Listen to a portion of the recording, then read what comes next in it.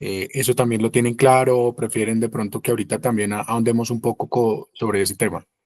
Yo creo que sí andamos sobre eso porque no Listo, lo tengo claro. perfecto. Entonces, ¿les parece si iniciamos con el tema de BPH, que es donde quiero que, entiendo que quieren que hablamos un poquito más de claridad sobre el tema? Sí, señor. Listo, perfecto. Voy a compartirles pantalla. Entonces, hay tres conceptos supremamente importantes antes de hablar, y creo que yo lo tengo acá abierto, permítame en un momento. Si no, pues ya lo abro, denme en un momento. Yo siempre muestro esta tabla de conceptos que es fundamental, o sea, ¿qué es un medicamento? ¿Qué es un suplemento? ¿Y qué es un coayudante? ¿Sí? Entonces, recordemos que el medicamento puede ser algo de composición química o biológica. ¿Por qué composición biológica? Porque los componentes biológicos hacen referencia sobre todo a los tratamientos en oncología, ¿cierto? Que son los biosimilares o las moléculas API, que es fundamental, o componentes químicos, ¿sí? Que se utilizan para prevenir, diagnosticar, tratar o aliviar síntomas de una enfermedad. ¿Sí? Eso es un medicamento. Un suplemento hace referencia a un producto destinado a complementar la alimentación. Es decir, mi dieta debe ser CESA en la mayoría de los casos. Es decir, C de completa, ¿sí? E de equilibrada, ¿sí? Suficiente y adecuada, ¿sí? Entonces, si yo con mi dieta cumplo esas características, pues yo no debería suplementar.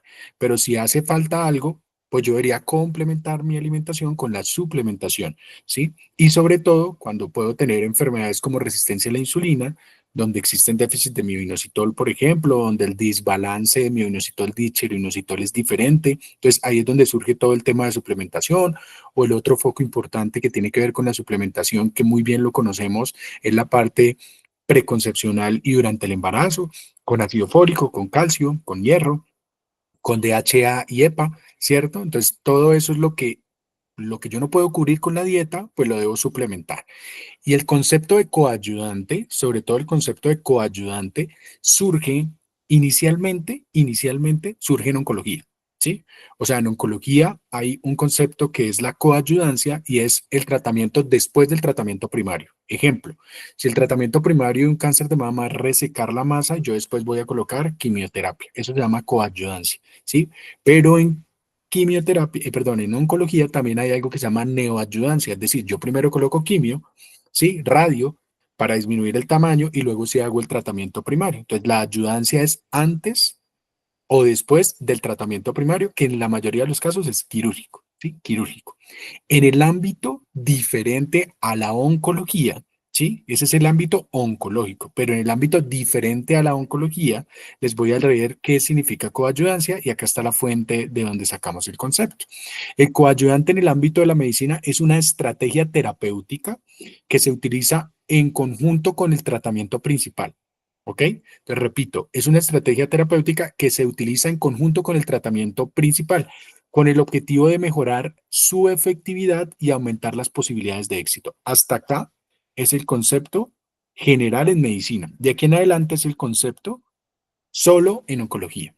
Entonces, entendiendo este concepto de coayudante, ¿sí? De coayudante es la base fundamental para entender el deflagín, ¿sí? Es la base fundamental para entender que el deflagín lo que hace es, bajo el tratamiento de vigilancia y espera, que es el tratamiento estándar, que es el tratamiento gold estándar, ¿sí? Que uno que deja a una paciente en vigilancia y espera es una paciente que tiene un NIC1 por colposcopia, una paciente que tiene test de BPH positivo con colposcopia normal o colposcopia NIC1 o una paciente que tiene BPH positivo diferente a 16, 18, 45 con citología normal y la dejo en vigilancia y espera, ¿cierto? ¿Cuánto la dejo en vigilancia y espera? De 18 meses a 24 meses. Esta vigilancia y espera, ¿cierto? Esta vigilancia y espera, pues lo único que hace es eso, esperar.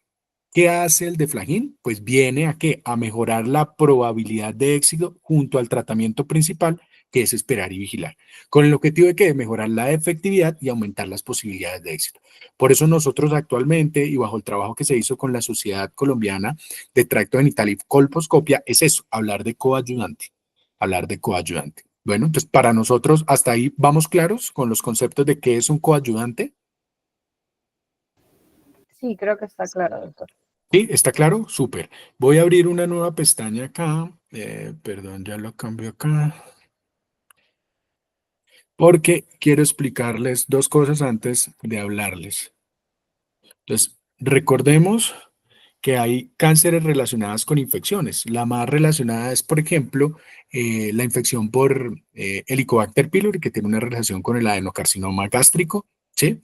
La infección con hepatitis B o C, que está relacionado con cáncer hepático, ¿cierto? Y el virus del papiloma humano, que está relacionado con cáncer de cuello cervicuterino, con cáncer orofaringeo y con cáncer anal. Entonces, cuando uno habla del VPH, ¿sí? Siempre debe clasificar el VPH y ya ahorita se lo muestro en las imágenes. Entonces, en el VPH, el virus del papiloma humano, existen 200 tipos hasta el momento identificados. De estos 200 tipos, 14, y alguna agencia americana está diciendo que ya pueden ser 16, 14 son conocidos como VPH de alto riesgo, ¿sí? Que se conoce como AR. En algunos artículos lo van a encontrar como HR, High Risk, ¿sí? Nosotros casi siempre lo denominamos VPH-AR. ¿Cuántos son? Son 14, ¿sí? 14. O sea que el resto son considerados, ¿sí? O sea, aproximadamente 200 menos 14 nos daría que 100, ¿100 186, qué?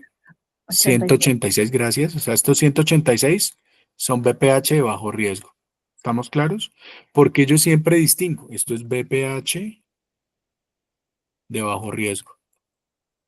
¿Por qué es importante separarlo así? Porque el VPH de alto riesgo es el que yo tomo en el test de VPH. ¿Ok? Entonces, cuando yo le hago una prueba a una paciente de test de VPH, actualmente se pueden hacer dos tipos: prueba de ADN o prueba de ARN, cualquiera de las dos. ¿Sí? ¿Cuál es la más utilizada, la más reconocida?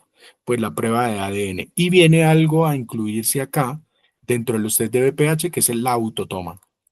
¿Sí? Que se busca sobre todo para las zonas rurales dispersas o también para las ciudades a las pacientes que quieran. ¿Cuál es la estrategia, por ejemplo, en autotoma? Es tú vas al centro de salud o tú vas a tu clínica donde te manejan, la enfermera te explica, tú vas al baño y te tomas la muestra. ¿Sí? Esa es la estrategia que más ha funcionado en autotoma. ¿Sí? Las otras son pruebas de ADN, prueba de ARN. ¿Qué nos interesa a nosotros? Esta parte, ¿cierto? O sea, ¿dónde está la tamización acá? ¿Está claro?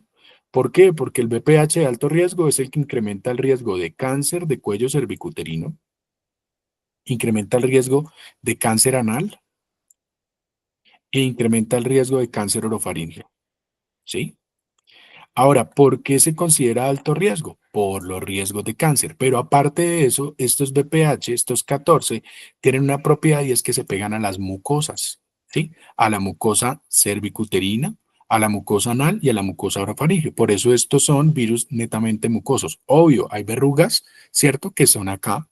O sea, acá en VPH de bajo riesgo, nosotros que encontramos las verrugas, ¿sí? O sea, tener verruga es sinónimo de tener BPH, sí, pero es sinónimo de tener BPH de bajo riesgo. Una paciente con una verruga en región de sus manos, en región de la planta de sus pies, en la región perineal, pues yo no puedo decir que tiene un BPH de alto riesgo. ¿Yo qué debo hacer? Debo hacerle el test. ¿Estamos de acuerdo? Para poder identificar, porque yo puedo tener un BPH de bajo riesgo, pero puede que no tenga un BPH de alto riesgo. Entonces, por eso la base fundamental de la tamización es hacer el test de BPH de alto riesgo. ¿Listo? Ahora, cuando yo tengo este BPH de alto riesgo, yo solo estoy hablando de un concepto muy importante, ¿sí? Que se llama infección. O sea, yo tengo una infección. Infección. Entonces, ejemplo, X persona que en Colombia está avalado y por la nueva guía de práctica clínica va a seguir siendo en mujeres de 30 a 65 años. ¿Ok? Infección. De 30 a 65 años. ¿Está claro? Perfecto. Entonces, yo puedo tener un test de VPH y si el test de VPH me da positivo, me va a decir cuál de estos 14 tiene, ¿cierto? Y cuando yo hago el test puede decir positivo para 16, positivo para 18 y otros, ¿cierto? Esta es la genotipificación más utilizada. Hay algo nuevo que se llama la genotipificación extendida, que te dice si tienes 16, si tiene 18, si tiene 45, si tiene 31. Te muestra los 14, ¿cierto? O sea, te muestra todos, perdón. Te muestra todos, 31, 33, todos, ¿cierto? Esta es la genotipificación extendida. Ojalá todas fueran así, pero a veces pacientes les pueden llegar con esto, 16, 18 otros. ¿Listo? Cualquiera de las dos es válida, sí, ojalá fuera genotipificación extendida, ¿sí? Si a mí me da un test positivo, lo único que me está indicando en ese momento es que la paciente tiene una infección, ¿ok? Que la paciente está infectada por el virus. ¿Es un pecado tener VPH? No. Recuerden que el 80% de la población va a tener la infección. Hombres y mujeres que somos, seremos o fuimos sexualmente activos, vamos a tener infección por virus del papiloma humano. 80% de la población en el mundo. ¿Cuál es la buena noticia? Que de este 80, entonces si le ponemos números de 100 personas, 80 personas se van a contagiar, ¿cierto? De estas 80 personas, 90% va a desaparecer el virus solo, ¿cierto? O sea, si uno saca el 90% de 80, pues estamos hablando de 70 aproximadamente. 10% van a ser una infección de VPH persistente, es decir, 10 pacientes. Y de estas 10, solo una va a ser cáncer de cuello cervicuterino. ¿Ok? Y uno diría, pues eso es una enfermedad infrecuente. Pues realmente no es tan infrecuente. ¿Por qué? Porque la tamización, las coberturas de tamización en Colombia son muy bajas. El objetivo de la Organización Mundial de la Salud es que hablamos de eliminación del cáncer de cuello cervicuterino cuando hay 4 casos por 100.000 habitantes. Colombia actualmente está en 8 y hay departamentos que está por encima de 12. O sea, estamos lejos de esta meta, ¿sí? ¿Cómo hacemos para cumplir esta meta? Pues vacunemos, ¿cierto? Tamicemos y tratemos, ¿sí? Que es la famosa estrategia 90, 70, 90. ¿Está claro hasta ahí? Igual cualquier duda o pregunta, pues me van diciendo, ¿sí? Esta es la estrategia. Entonces, yo por eso hago claridad en esto. ¿Por qué? Porque yo tengo un test. Si a mí me da un test de VPH, ahora hay test que te dicen VPH es de bajo riesgo. Perfecto, me interesa saber si tiene un VPH de bajo riesgo, sí, pero no es el foco de la tamización. Entonces, a veces se tiende a confundir, ¿sí? Entonces, siempre busque los VPHs de alto riesgo, de alto riesgo. ¿Listo? Ya les termino la idea, porque con esta idea, pues creo que nos va a ser más fácil entender lo que les voy a explicar. Perdón, un momento, es que creo que tengo acá. Quiero saber si hasta ahí me han entendido bien o los he enredado más. Espero que no. ¿Sí? Yo creo que no, yo creo que está claro. Perfecto. Entonces, yo tamizo con VPH de alto riesgo, ¿cierto? Y si el test tiene dos opciones, pues da positivo o da negativo, ¿cierto? Si el test es positivo, hasta el momento me está diciendo que la paciente tiene una infección, ¿ok? Entonces, la paciente está infectada con el virus y ya vimos que el 80% se va a infectar. Dependiendo del genotipo, ¿sí? Que ya lo vamos a ver, si es 16, 18 y la nueva guía colombiana va a decir 45, estos tres deben pasar directamente a colposcopia. Colposcopia. Colposcopia. La colposcopia es un examen en el cual entra el colposcopista, un ginecólogo experto en el tema o especialista en el tema con un microscopio de alta potencia para ver el cuello, ¿cierto? Y en la colposcopia va a decir, bueno, la colposcopia está normal, ¿cierto? O la colposcopia salió anormal, ¿sí? Y la anormalidad se expresa con tres: lesión de bajo grado, que es NIC1, lesión moderada, que es NIC2, y lesión severa, que es NIC3, ¿sí? Y de acuerdo a esto, pues recuerden que casi siempre se hace colposcopia más biopsia. O sea, lo que ve el especialista, pues lo corrobora con un hallazgo histopatológico, ¿sí? Eso es muy importante. Entonces puede ser normal y él dice, uy, prefiero tomar biopsia. Perfecto, la biopsia salió normal. Ah, ok, perfecto. Yo vi un NIC1, pero puede que la biopsia esté mostrando un NIC2.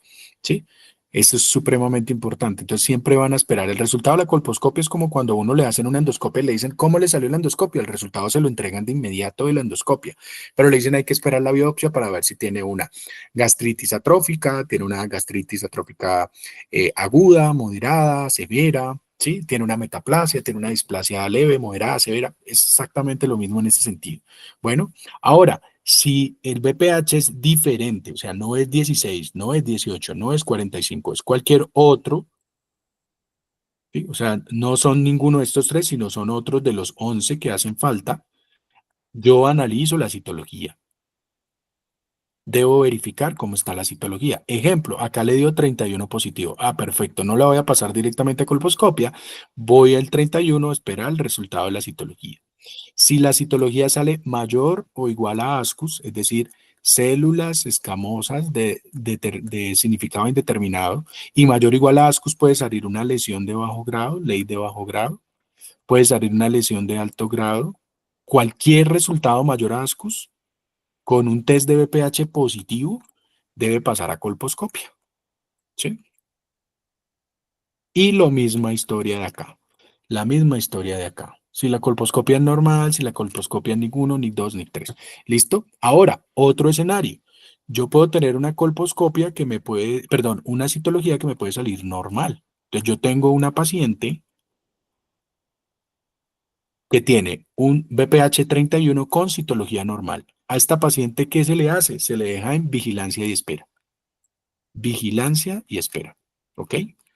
Entonces, les voy a marcar las pacientes que bajo las guías internacionales se dejan en vigilancia de espera.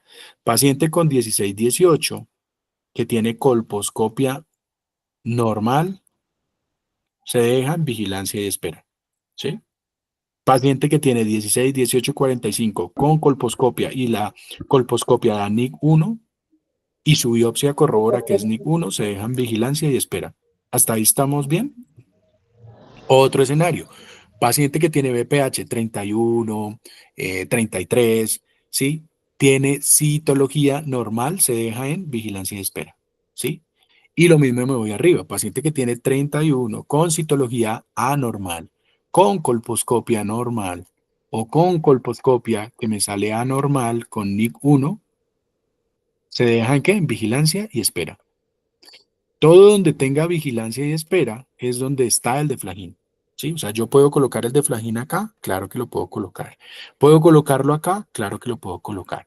¿Puedo colocarlo acá? Claro que lo puedo colocar. Y ya lo vamos a ver en el algoritmo, acá y acá en NIC1. Por eso hablamos de que una cosa es tener esta infección, ¿sí? Y otra cosa es tener una lesión. ¿Quién me determina si tengo una lesión o no? La mayoría de los casos, la colposcopia, ¿sí? Recuerden que la citología muestra lesiones sospechosas, pero no es una prueba confirmatoria. La prueba confirmatoria es y será siempre la colposcopia, con biopsia. Entonces, la colposcopia sí me va a determinar si tengo o no tengo una lesión.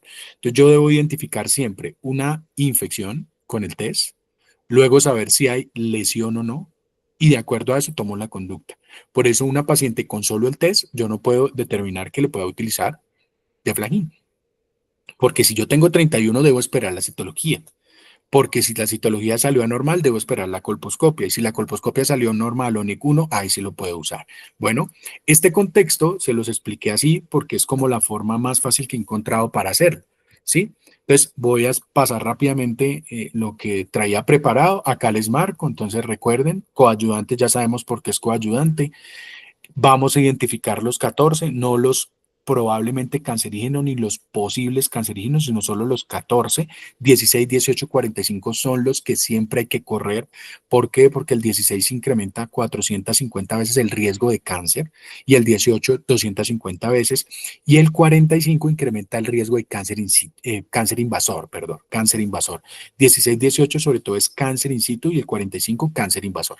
Bueno, entonces Como yo les mostraba, mire, esto es BPH, es BPH. Esta verruga es BPH, es BPH. El hombre árbol es BPH, es BPH. Las verrugas son BPH, sí, pero lo único que tiene potencial de producir cáncer son los 14 serotipos que se pegan a las mucosas, que se transmiten por enfermedad de transmisión sexual. El BPH de alto riesgo es la enfermedad de transmisión sexual más frecuente, ¿sí? Entonces yo por eso siempre le pongo el apellido.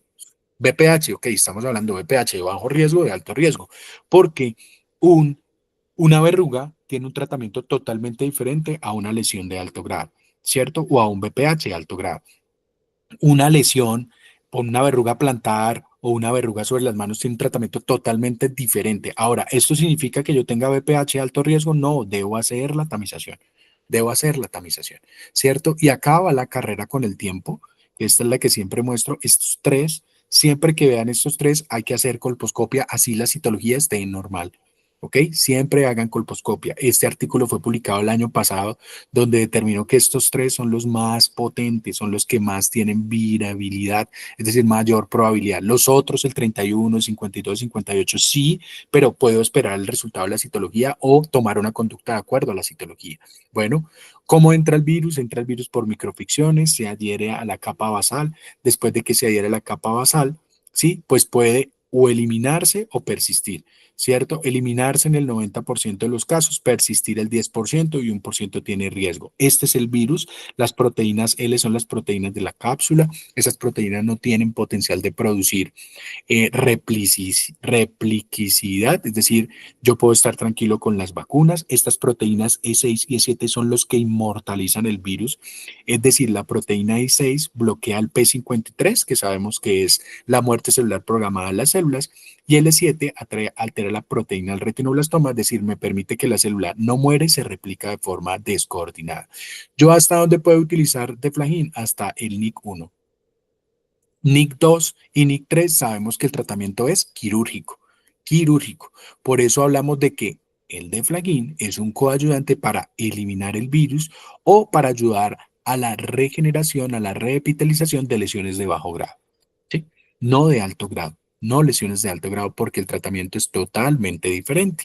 Entonces acá entra la infección, ¿cierto? Y cuando yo hablo de displasias es porque ya hay una lesión. Una cosa es tener una infección y acá ya hablar de lesión. Entonces, la infección entra, 90% desaparece en 1 a 2 años. Por eso la vigilancia de espera dura de 1 a 2 años. Lo que nosotros hablamos como la larga vigilancia de espera, asociado a estrés, asociado a ansiedad, asociado a preocupación en la paciente. Por eso es fundamental, fundamental tenerlo en cuenta. ¿Puede progresar? Sí. ¿Es 1%? Sí, pero desafortunadamente estamos tamizando tardíamente, estamos diagnosticando tardíamente. Esto es otra cosa que yo siempre recomiendo y las guías recomiendan es, ojo, mire, evalúe los factores de persistencia del virus. Es decir, si yo hago parte del 90% o puedo hacer más parte del 10%. Por ejemplo, si usted es una mujer fumadora, tiene 2 a 3 veces más riesgo de que el virus permanezca ahí. ¿Por qué? Porque el sistema inmunológico es débil, porque el cigarrillo altera el ADN de las células, ¿sí? Entonces hay que tener mucho cuidado. El uso, no uso de preservativo, claro, porque me puedo contagiar de más cepas, porque puede que yo sea responsable con mi vida sexual, pero mi pareja no. Y la vaginosis bacteriana tiene que ver algo con lo que se denomina disbiosis vaginal. Recordemos que el canal vaginal tiene un pH vaginal y ese pH vaginal es ácido. ¿Quién lidera que ese pH sea ácido? Básicamente el lactobacilo. Cuando yo tengo colonizada mi canal vaginal o el canal vaginal por bacterias anaerobias, ¿cierto? Gardnerella, Shigella, ¿cierto? Lo que hace es que ese pH tiende a ser más alto y se genera un cultivo ¿para qué? Para que el BPH permanezca ahí. Enfermedades de transmisión sexual, dos principales, clamidia trachomatis y herpes simple, ¿sí? E inicio de las relaciones sexuales. ¿Por qué? Porque a mayor inicio temprano, pues yo voy a tener más contacto con el virus. Lo que busca la vacunación es que yo vacune niños, niñas y adolescentes antes de iniciar la vida sexual, para que creemos anticuerpos, para que nuestro cuerpo reconozca los virus y por eso es altamente eficaz la vacunación. Ah, que una mujer adulta se puede vacunar, sí se puede vacunar, la efectividad es menor, sí funciona, pero no tiene la misma eficacia y la misma capacidad si yo vacuno antes de iniciar las vías sexuales. Esa es la razón. Y a mayor número de parejas sexuales, pues mayor riesgo, ¿cierto? ¿Dónde entra el Deflagin? El Deflagin es un dispositivo médico, está disponible con un dispositivo médico. ¿Por qué? Porque su mecanismo de acción es físico o no químico. Tiene tres componentes: dióxido de silicio, ácido cítrico y selenito de sodio, ¿cierto? Sus tres componentes hacen tres mecanismos de acción: absorción, que se pega muy bien a ese cuello y posteriormente absorbe los componentes para encapsular el virus, ¿sí? Y ayudarlo a eliminar. Neutraliza, lo inhibe, es decir, disminuye la probabilidad de replicación del virus y regenera el epitelio anal si ya hay lesión causada por el virus, ¿cierto? Tiene partículas que son micropartículas y nanopartículas, lo cual habla de que habla aplicación de nanotecnología, y eso es lo que lo hace. ¿Qué hace el dióxido de silicio solito? Esto. Eso es lo que lo hace diferente a todos los demás: captar el virus, ¿sí? Los otros dos componentes, que son el selenito de sodio y el ácido cítrico, disminuyen la probabilidad de persistencia viral y formación de nuevos viriones. ¿Cómo lo puedo utilizar? Yo tengo una paciente con infección sin lesión, lo puedo utilizar. O una paciente con lesión NIC1 o lesión de bajo grado, lo puedo utilizar. Hasta ahí. Ni en NIC2, ni en NIC3, ni cáncer invasor.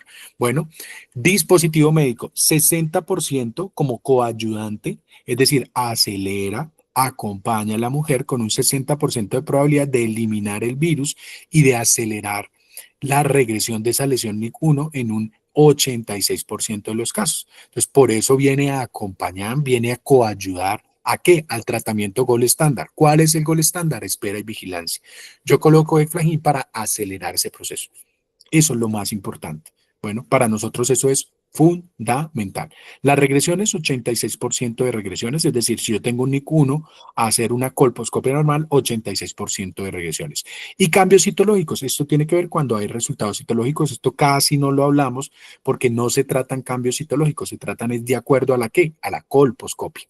¿Cómo se aplica? 5 mililitros, 28 días, 3 días de descanso y repetir 3 meses. Bueno, repetir 3 meses. Aplicación por vía intravaginal, acá en el cuello, se descansan 3 días. Lo que se recomienda es que estos 3 días de descanso son los días donde ella tenga el sangrado por deprivación de hormonas o su sangrado menstrual, y ya tiene un aplicador, son 2 aplicadores, acá está el dispositivo, se lleva hasta 5 y se aplica por vía intravaginal. Bueno, acá es donde nos interesa que actúe aquí, en la, obviamente, la unión escamocolumnar, en esa zona de transformación, que es donde más se pega el virus. Este finalmente es que el algoritmo diseñado por la Sociedad Colombiana de Tracto Genital Inferior y Colposcopia. Entonces, de 30 a 65 sigue siendo la misma edad. Por eso yo hago claridad: BPH de alto riesgo, ¿cierto? Si el test es negativo, se hace el test nuevamente de 3 a 5 años. La guía actual va a decir 5 años, va a sostener, y 3 se hace cuando la paciente tiene inmunosupresión o virus, VIH, ¿sí? Ya sea infección o ya sea, obviamente, en estado activo, que es el SIDA. Si yo tengo un BPH positivo, ¿cierto? Pues voy a mirar si es 16, 18, y lo que le vamos a agregar nuevo es el 45, por la evidencia del artículo que salió el año pasado. 16, 18, 45 pasa directamente a colposcopia. Si la colposcopia es normal, la trato. Si la colposcopia es NIC1, la trato, ¿sí? Entonces voy a dibujarles los posibles escenarios donde podemos utilizar test de BPH positivo para 18, 16 o 45, la colposcopia normal, pues yo acá puedo utilizar Deflagin. ¿Listo? Perfecto. Segundo escenario, test de BPH positivo, 1645, colposcopia NIC1. ¿Lo puedo utilizar? Lo puedo utilizar. ¿Listo? Por eso el algoritmo es la base de todo. Y ojo, mire que estos casos que le estoy marcando son los casos que le llegan al ginecólogo. Pero ¿cuáles casos le pueden llegar a ustedes? La mayoría. Test de BPH positivo, que no es 16, que no es 18, que no es 45, que la citología es negativa. Yo la puedo tratar a esa paciente. ¿Por qué? Porque tengo una infección sin lesión, ¿sí? Y ojo que también puede ser, la voy a colocar acá en otro color, azul. Puede ser test de BPH positivo, diferente a 16, 18, 45, citología con cambios, colposcopia normal. ¿La puedo tratar? Claro que la puedo tratar, ¿cierto? Esta paciente yo la puedo tratar, ¿sí? Y lo mismo si le da NICUN. Ese es el mensaje más importante. ¿Les puede llegar otras pacientes? Claro, mire, les puede llegar las pacientes que en este momento no han sido tratadas con Deflagin y están en los 18 meses largos de espera o los 2 años o 24 meses y llegan y le dicen, doctor, yo estaba esperando, me dijeron que esperara, que el virus se fuera solo, que se eliminara solo, ¿usted hizo algún tratamiento? No, no hice ningún tratamiento o hice otro tratamiento diferente a Deflagin, le hace el test le da positivo. Siempre que haya un seguimiento, la recomendación es hacer test de ADN o ARN, los rendimientos parecieran mejores con ARN, pero si es positivo independientemente el que dé, es BPH persistente, yo hago la colposcopia. Si la colposcopia es normal y yo no he tratado a esa paciente, ¿la puedo tratar? Sí. Por eso acá se dan cuenta, perdón, les hago un poquito de zoom, que acá tiene dos asteriscos y dice, tú puedes tratar la paciente con un BPH persistente, la puedes tratar con una colposcopia normal siempre y cuando no la hayas tratado previamente, porque no tenemos estudios de retratamiento. Ah, si la colposcopia en NIC1, ojo, si la colposcopia en NIC1, debo verificar que la paciente no haya tenido un NIC1 previo. Si la paciente ya tuvo un NIC1 previo y vuelve y tiene un NIC1, no la puedo tratar porque el NIC1 persistente es un tratamiento quirúrgico. Pero puede ser que la paciente tenga una colposcopia normal, vino el test positivo y ahora le salió un NIC1. ¿La puedo tratar? La puedo tratar. Por eso tiene estos asteriscos. Bueno, y con eso termino como la parte de Deflagin. No sé si hasta ahí tengan alguna duda, pregunta con respecto a esto, o si quedó claro los escenarios donde lo puedan usar. Igual cualquier duda, pregunta, pues nosotros desde el área médica estamos siempre dispuestos a colaborarles. Escuché por ahí el chat, a ver si de pronto.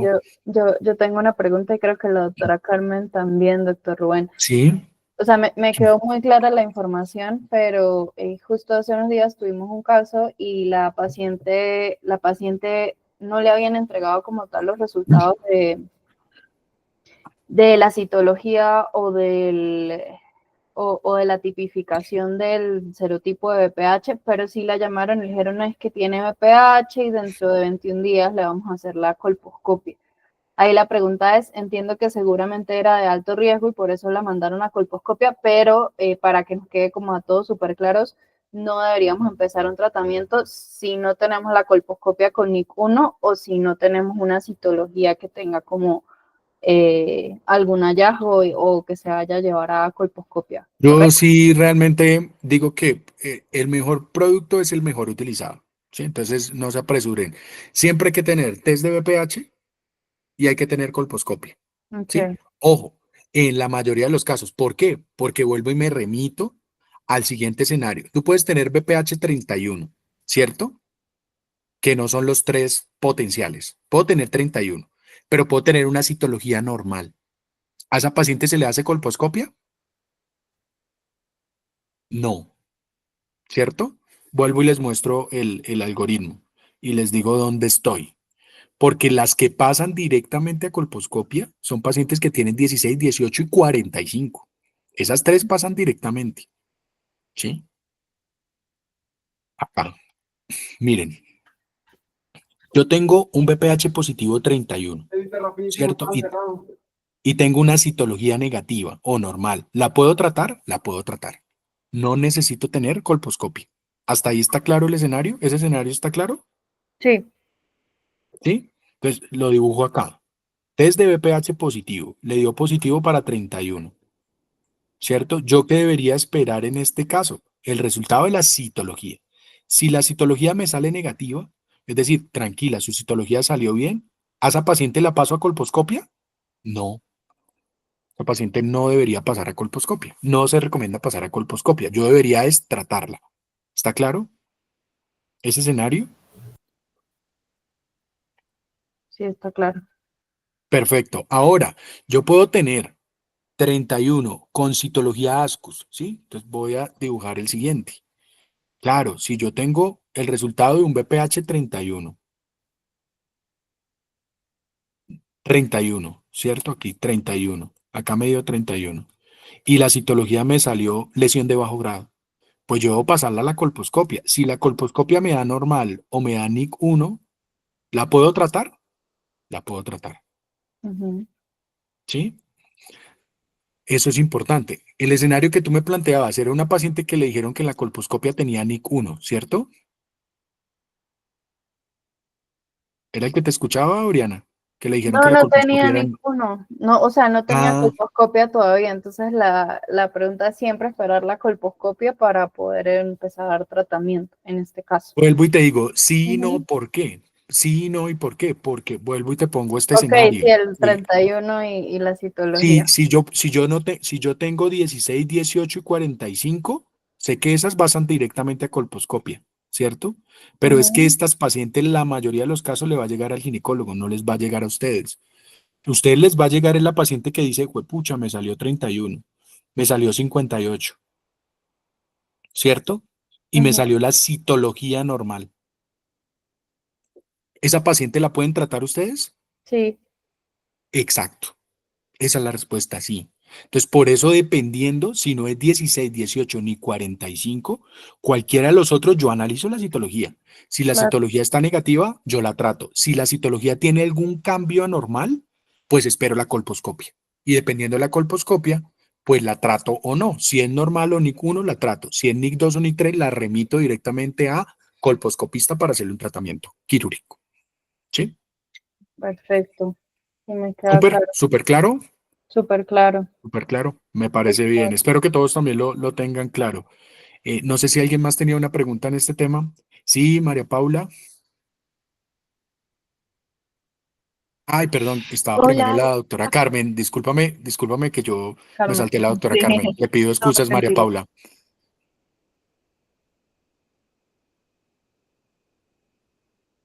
Conversación que tenemos. Quería preguntar, ¿el Deflayin se puede utilizar en mujeres con embarazo? O sea, No, no, en mujeres en embarazo no lo podemos utilizar, no tenemos estudios en embarazo. Muchas gracias por la claridad. ¿Lo podemos utilizar en puerperio? Sí, en puerperio sí, se puede utilizar en puerperio porque es un mecanismo totalmente local. Asimismo, se han medido los niveles de selenito, de sodio, y el selenito no alcanza niveles en sangre menos del 1% ni pasa a la leche materna. Entonces, yo lo puedo utilizar en posparto, más no en embarazo. Muchísimas gracias y excelente pregunta. tengo dos preguntas adicionales, qué pena, Sí, antes te de que escucho. la doctora María Paula hable. Eh, Cuando están utilizando Deflagin, ¿se pueden mantener relaciones sexuales o qué les recomienda uno que... Excelentísima pregunta. Con respecto a las relaciones sexuales, no hay ningún problema, las puede utilizar. Lo que se recomienda es que lo último que ella se aplique sea el Deflagin. ¿Sí? Ok, y si por ejemplo O sea, utiliza... ahora, Sí, si tuvo la relación sexual y se ha aplicado el Deflagin, pues tampoco es que esté mal. ¿Sí? No hay ok. ningún problema con respecto a esa parte. ¿Ok?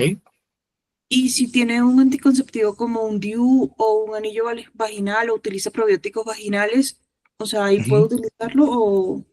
En cuanto si está usando un anillo vaginal, lo que se recomienda es cambiar el método por un método no local, ¿sí? Aunque no hay interacción estimada de disminuir la efectividad del anticonceptivo, no hay una interacción entre los dos que se haya evaluado, lo que se recomienda es quitar el anticonceptivo forma de anillo vaginal, solo el anillo.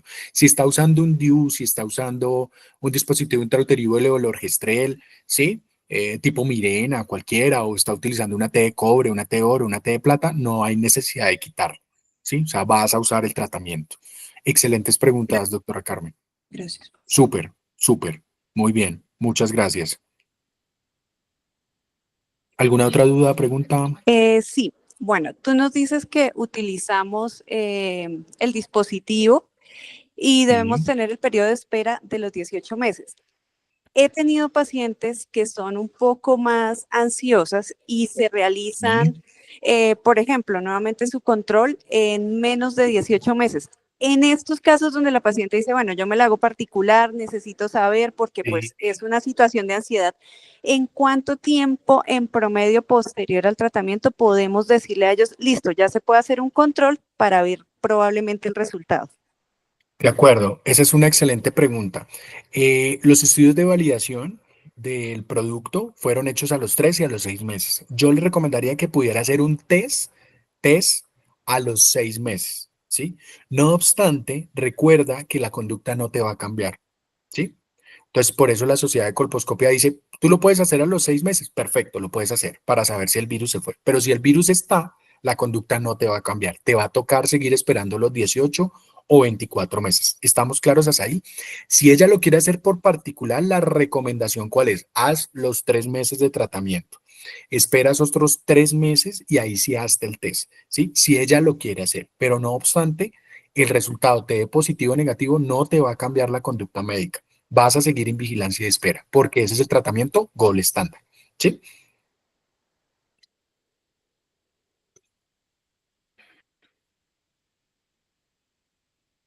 Y sí se podría hacer a los 6 meses. Lo más recomendado es a los 6 meses, ¿sí? Pero, vuelvo y te digo, el hecho de que te dé positivo no te va a cambiar la conducta, vas a seguirle diciendo a la paciente, tranquila, toca esperar los 18, ¿sí? Entonces, por eso es importante tranquilizarla y por eso el algoritmo habla de hacerlo a los 18, ¿sí? Que se puede hacer a los 6, sí se puede hacer a los 6. Se puede hacer a los 6 o los estudios de validación hablan de que se puede hacer a los 6, sin ningún problema. Bueno.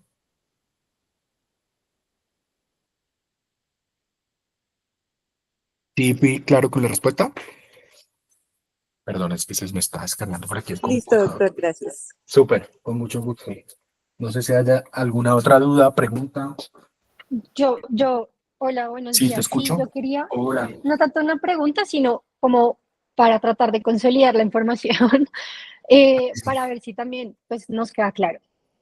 Entiendo que la colposcopia es muy importante, pero también estaba pensando que qué posibilidad habría de guiarnos más también por el tema de los BPH y los altos riesgos y lo que no son de alto riesgo, porque eh, podríamos dejarlo o plantearlo así como si es un PPH de alto riesgo, puedo iniciar, digamos, algún tratamiento con resultados de citología y si es un BPH de alto riesgo, debo esperar a colposcopia, ¿sí? Como para no cerrarnos siempre a la colposcopia, al resultado de la colposcopia, sino más de, pues digamos, como la toma de decisiones, basarla en los BPH de alto riesgo, para que también en dado caso de que salga un BPH positivo, que no sea de alto riesgo, pero tenga cambios citológicos, sea un criterio para iniciar tratamiento con el deflagin. Sí, lo pudieras utilizar, realmente sí se puede. Lo que buscamos es hacer, mejor dicho, que la paciente sea bien estudiada. ¿Me hago entender? En ese sentido, sí quiero ser claro con la información y decir, mire, una paciente que requiere colposcopia, hay que hacerle la colposcopia, ¿sí? O sea, hay que hacerle la colposcopia y no hay que tomar una conducta hasta no tener la colposcopia. ¿Por qué? Porque casos que han pasado lo contrario. Una paciente que tiene BPH 16 con citología normal, la están tratando con deflagin. ¿Está mal? No, pero esa paciente requiere una colposcopia, la respuesta es sí. ¿Sí me entiendes? Entonces, por eso no queremos que el producto sea mal utilizado. Un producto bien utilizado es un producto que va a tener éxito. Entonces, por eso este trabajo se hizo en conjunto con la sociedad. Vuelvo y les digo, los pacientes y las pacientes que tienen colposcopia, las vio el ginecólogo. O sea, en esas probablemente no les va a llegar a ustedes. Vuelvo y les muestro cuál es el escenario que muy probablemente les va a llegar a ustedes. Una paciente con 31, con 58, con 33, que tienen citología normal. Y esa va a llegar y decir, la enfermera me dijo que me fuera para la casa, el médico me dijo que me fuera para la casa, que esperara 18 meses. Esta paciente, vuelvo y se las dibujo. ¿Ustedes creen que esta paciente, llega al ginecólogo? Les pregunto a ustedes, ¿ustedes creen que ella llega al ginecólogo? No, esa No, paciente no va a llegar al No. ginecólogo. Esa paciente no va a llegar al ginecólogo.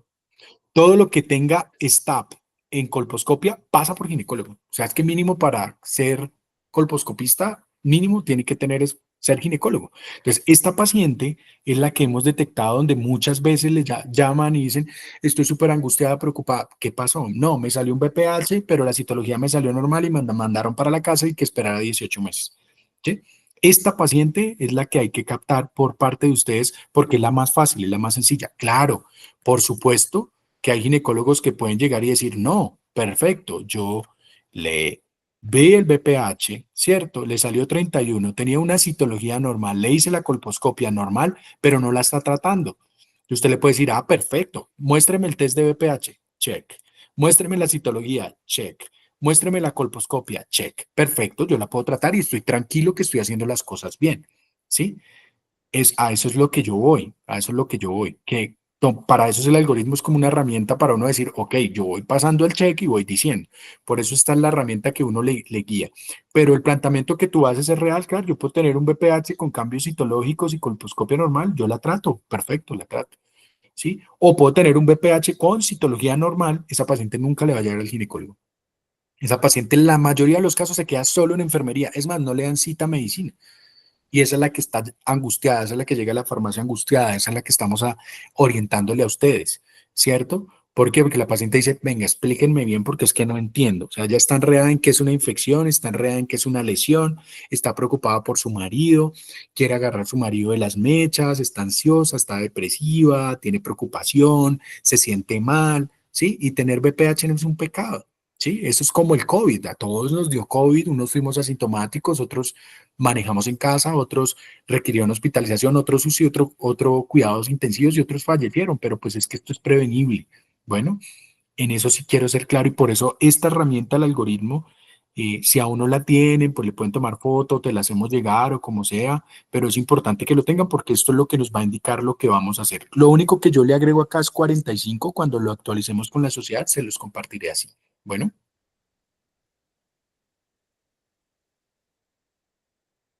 Muy bien, no sé si exista otra pregunta o les alcanzo a hablar en este espacio. Ana tiene la mano arriba, perdón.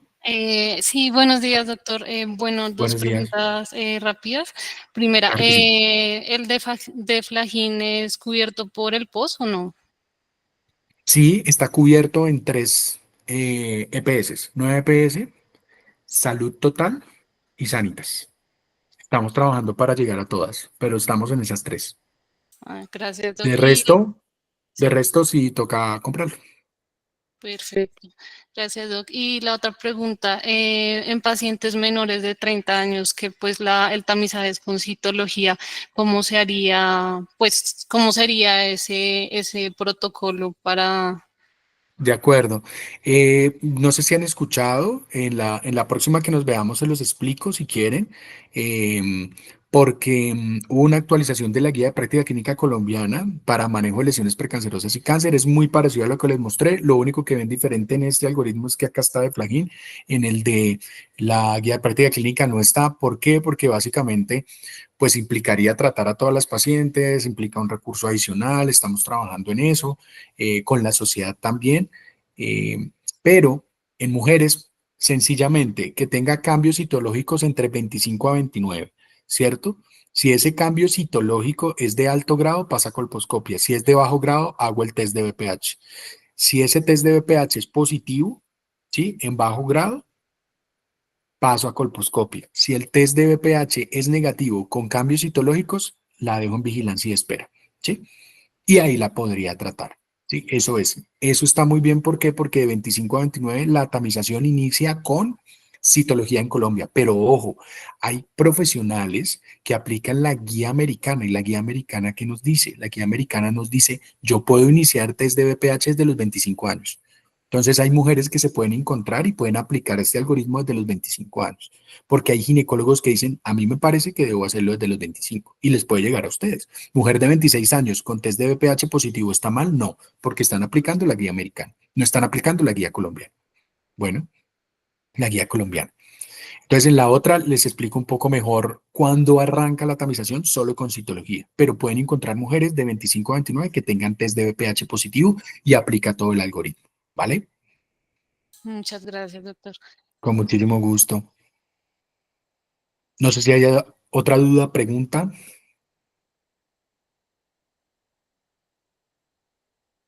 Bueno, voy a aprovechar estos 8 minutos con respecto a hablarles algo muy importante para nosotros que se llama la generación cero. No sé si alguien ha escuchado la generación cero. ¿Nadie? ¿Ninguno? ¿Alguno?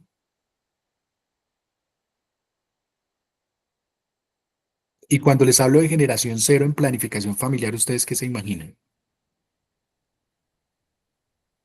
Una generación que estaba cambiando. una generación que está cambiando. Entonces dice, oiga, yo en planificación hago parte de la generación cero, ¿sí? Pues ese concepto de generación cero se los voy a dar en estos 7 minutos, pero es muy importante para nosotros. Recuerden que nuestro anticonceptivo ideal, adecuado, el que más hacemos campaña, en que le trabajamos todo el tiempo, ese es Linda, que es un método píldora de solo progesterona. ¿Qué es la generación cero? Es una paciente cero estrógenos, ¿sí? Así. Y se los muestro, espero que puedan estar viendo mi pantalla. Una paciente cero estrógenos, una paciente a la cual yo no le puedo colocar un método que tenga estrógenos. Cero estrógenos. Cero estrógenos, ¿cierto? Y vamos a ver 3 perfiles de pacientes que son cero estrógenos, que son fáciles, que son sencillos, que son adecuados, que hay más, que los vamos a ir extendiendo, pero que son cero estrógenos. Bueno, entonces, ¿qué generación cero? Es una paciente que asiste a asesoría de método de planificación, sea por primera vez, sea por control, y a la cual yo no le puedo colocar estrógenos. Es una paciente cero estrógenos. ¿Por qué surge? Miren, ese es el registro RIETE, el registro de eventos tromboembólicos en el mundo. Se los voy a colocar acá en Google para que ustedes también lo puedan consultar si quieren. Se llama registro RIETE, registro de eventos tromboembólicos, ¿sí? En el mundo. ¿Quién publica acá en Colombia? La Fundación Santa Fe, en cabeza de la doctora Ana Cristina Montenegro. Aquí está. Miren, a cualquier sexo y a cualquier edad, ¿cuál es el principal factor para generar un trombo? Pues el factor es desconocido. El más importante es la inmovilización, ¿sí? Pero miren esto, cuando uno filtra por mujeres menores de 35 años, la mitad de ellas, su tratamiento hormonal es su principal factor de riesgo para formar un trombo. ¿Sí se dan cuenta? Ahora, ¿será que todos los tratamientos hormonales que reciben las mujeres menores de 35 años, todas incrementan el riesgo? ¿Será que los métodos de solo progesterona incrementan el riesgo de formar trombos? Pues la respuesta es no. Por eso una paciente menor de 35 años, el tratamiento hormonal es su método de planificación. Ese es su método de planificación. Entonces ahí surge el problema, ¿sí? Y ahí surge la generación cero. La principal causa para formar trombos, eventos tromboembólicos en mujeres de 35, menores de 35 años es su método de planificación hormonal. Entonces recordemos, existen métodos hormonales que son combinados. Sabemos que son combinados, ¿por qué? Porque tienen estrógeno más progesterona, ¿cierto? Esos son los combinados. Y tenemos combinados inyectables, tenemos dispositivos, ¿cierto? Como el anillo vaginal, tenemos orales, ¿sí? Que son como la gran mayoría inyectables, dispositivos y orales. Todo lo que tenga estrógeno genera un efecto procoagulante. Es decir, a nivel del hígado, el endotelio activa la cadena de coagulación. Los métodos de solo progesterona no incrementan el riesgo de eventos tromboembólicos, excepto por la inyección trimestral. ¿Sí? ¿Qué hace el estrógeno? Mire, activa el plasminógeno, el factor 7, el fibrinógeno, el dímero, es decir, genera un desbalance en factores procoagulantes. Entonces, ¿yo puedo utilizar los combinados? Sí, pero no es para todas las pacientes. Las pacientes que tienen factores de riesgo cardiovascular no pueden utilizar métodos con estrógenos porque yo le incremento el riesgo. Cero estrógenos, 3 perfiles. El primer perfil, primero, les voy a colocar este escenario. Ustedes se acuerdan de María Isabel Urrutia, ¿cierto? Ahora imagínense que María Isabel Urrutia acá tenía 21 años y su índice de masa corporal era 27. Acá tiene 29 años y su índice de masa corporal es 27. Les pregunto, ¿cuál de las dos tiene sobrepeso? ¿O las dos tienen sobrepeso? Bajo el concepto de índice de masa corporal, ¿quién de las dos tiene sobrepeso? ¿O las dos Pues tienen sobrepeso?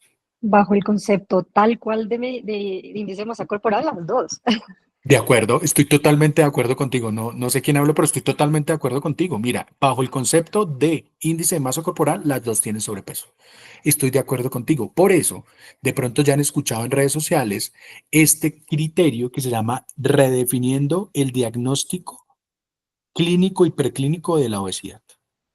Y el concepto más importante de obesidad es todo lo que tenga exceso de adiposidad. Eso es lo que yo voy a denominar obesidad. Todo lo que tenga exceso de adiposidad, ¿cierto? Entonces yo no me puedo quedar solo con el índice de masa corporal, porque el índice de masa corporal me puede sobreestimar o me puede subestimar a una paciente con exceso de adiposidad. Y el consenso fue hecho por 58 expertos, endocrinólogos pediatras, deportólogos, hacia parte sociedades de pacientes, cirugía bariátrica, todo. Se hizo un grupo multidisciplinario, fue publicado en enero de este año. Y si quieren, con mucho gusto yo se los muestro y se los comparto. ¿Y qué dicen? Ojo, no se queden solo con el índice de masa corporal. Usted tiene 3 medidas más para hacerle a paciente. Y una medida muy importante, la circunferencia abdominal. Recuerden que la grasa abdominal, la que yo acumulo en el abdomen, es la grasa que me incrementa resistencia a la insulina, que me incrementa el riesgo de diabetes, que me incrementa el riesgo de una trombosis venosa profunda, que me incrementa el riesgo de un infarto cardíaco y que me incrementa el riesgo de un accidente cerebrovascular. Esa realmente el exceso de adiposidad que causa daño, el que se localiza en dónde, en el abdomen. Ah, está el índice cintura-cadera, claro. Perdón, cintura-estatura, es decir, yo tallo el paciente y le mido el perímetro abdominal. Y si ese índice es por encima de 0,5, ya tiene un exceso de adiposidad. Hay otro que se llama cintura-cadera, es decir, mido el perímetro abdominal y mido el perímetro de la cadera, y ahí hay una excepción y hay que tener cuidado en mujeres que se han hecho cirugías estéticas en su zona glútea porque este índice puede verse alterado. Pero una medida fácil y sencilla es esta: midan el perímetro abdominal a los pacientes. Mira, perímetro abdominal. ¿Y qué nos dice? Si una paciente, mujer, tiene menos de 80, tiene un perímetro abdominal adecuado. Es decir, no tiene riesgo.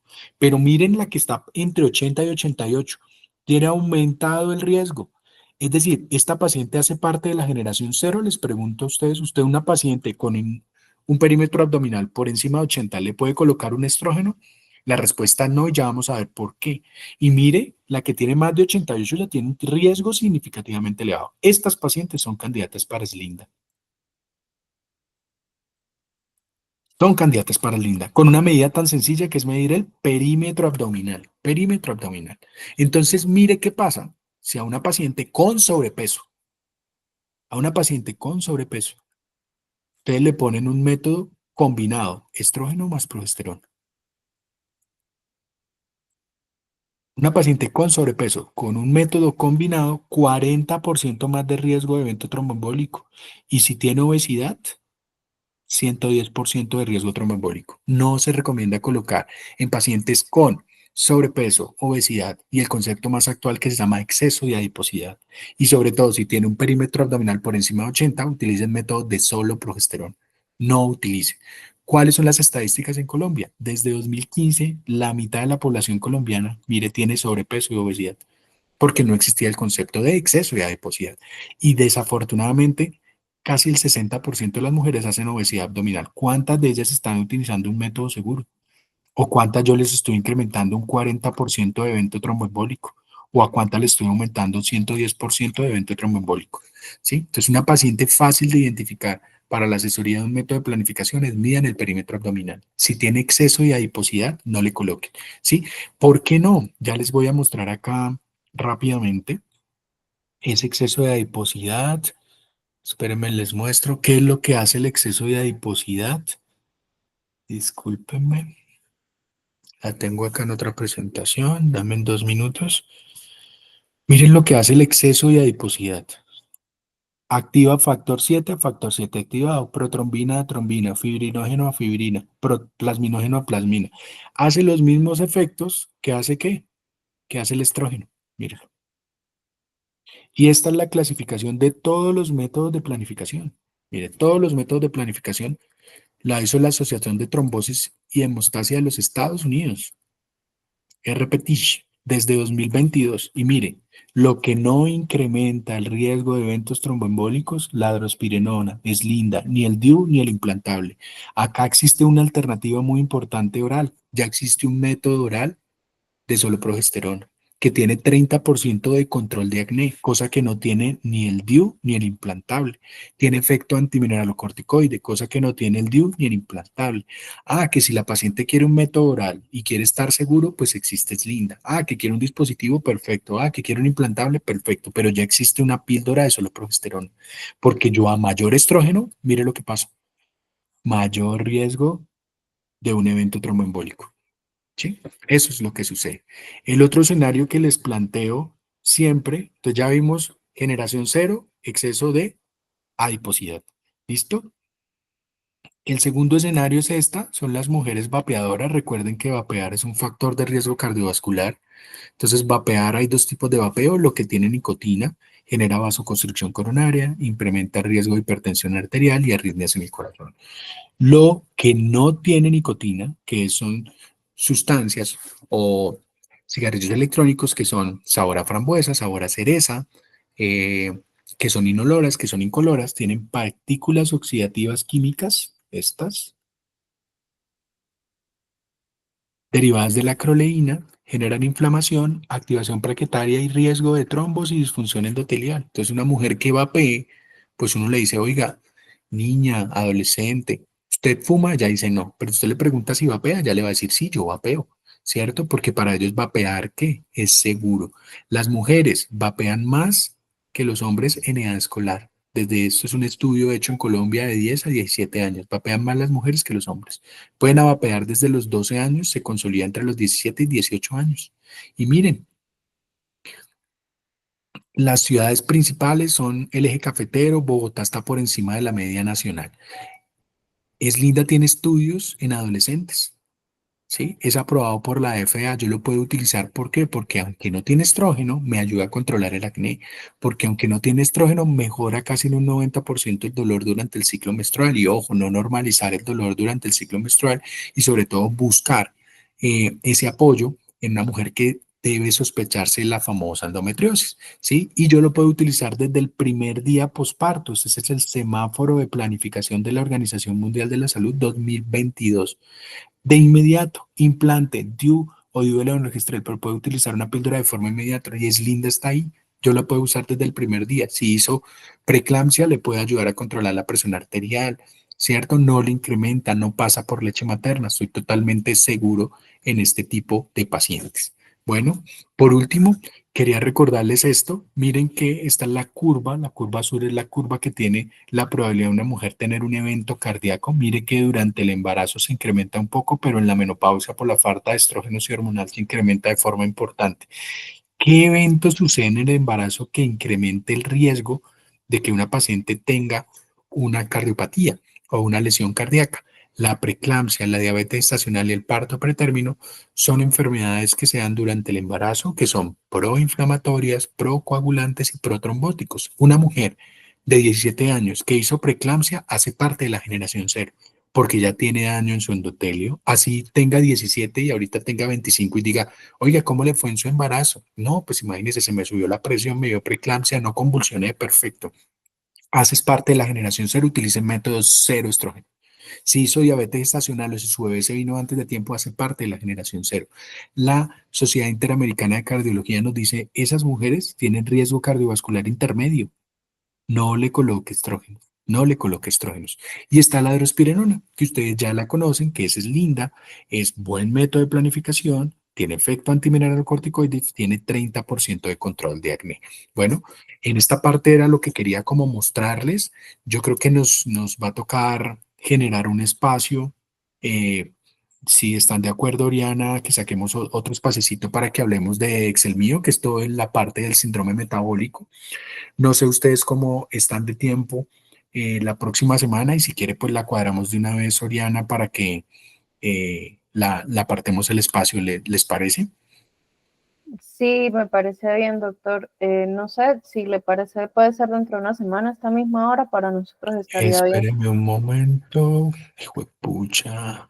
Dame un momento, perdón, les dejo de compartir un momentico acá. Ah, Dios mío, está imposible.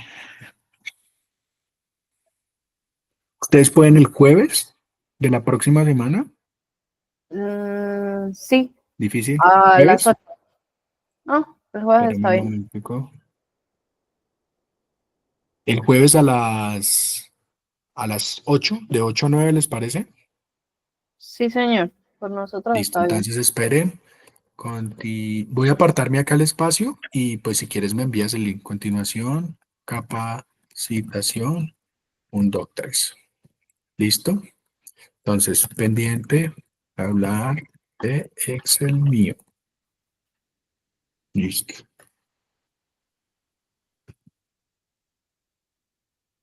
No sé cómo les pareció, difícil, fácil. No, fácil, creo que aclaramos muchas dudas. y también tenemos como otras duditas con Excel mío y con los suplementos, entonces creo que está perfecto el Genial, espacio, doctor genial. Rubén, te agradezco mucho. Ahí Entonces vamos solamente, a ver Excel mío, Excel FEN, si quieren, ajá, y vemos Excel, que son como nuestro foco, que son los temas de suplementación. ¿Listo? sí señor, muchísimas gracias. No sé si alguien más tiene alguna pregunta o comentario de momento. Listo. Yo ya dejé apartado para el 20 de 8 a 9. ¿Listo? Ya envié la citación, doctor Rubén, no sé si me confirma si le llegó porque creo que no estoy Ay, viendo. sí, me llegó. Perfecto. ¿No? Súper, Listo. ya me llegó. Sí, yo también aparté aquí el espacio. Listo. Bueno, muchísimas gracias a todos. Luego les No, a compartiré la grabación. ustedes, cualquier duda, pregunta, pues recuerden que esto es un trabajo en equipo. Muchísimas gracias por su participación, gracias por sus dudas, sus preguntas. Acá estamos siempre para colaborarles, lo que necesiten con el mayor de los gustos. Y nada, estamos acá para apoyarnos. Bueno, realmente lo que Bueno, necesiten, acá aprendemos y construimos entre todos. Entonces, de eso se trata. ¿Vale? gracias, doctor. Gracias, doctor. Estén bien, buen día. Gracias. Chao. Gracias. Gracias, hasta luego.